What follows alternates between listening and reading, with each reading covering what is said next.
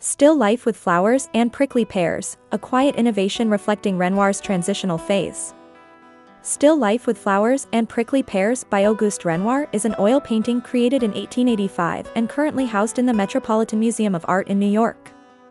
This work is considered a significant piece from the period when Renoir, having earned fame as an Impressionist, began reassessing his artistic style and exploring new forms of expression, specifically during his so-called Ingresque phase.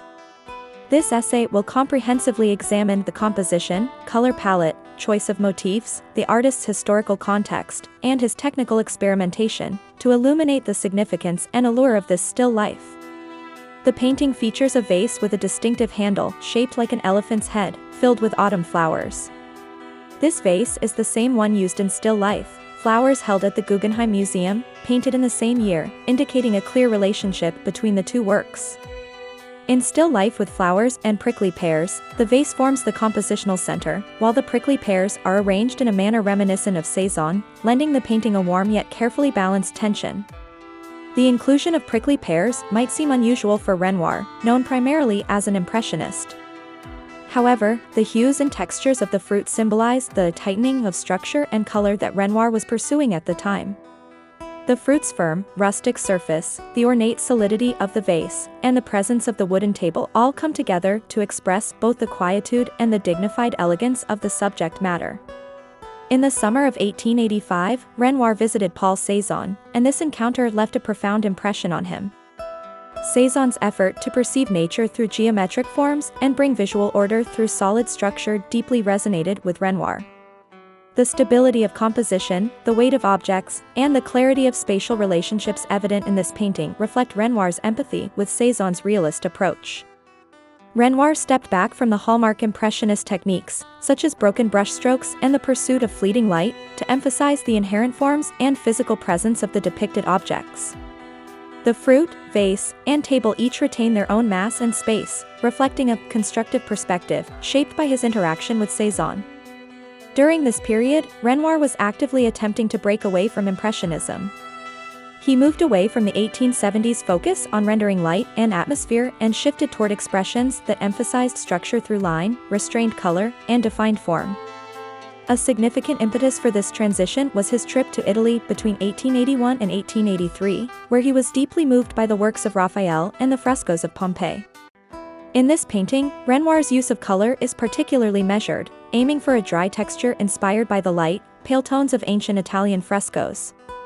Even though the medium is oil, he sought to recreate this dry texture, a pursuit that has reportedly led to some cracking craquelure on the surface of the painting.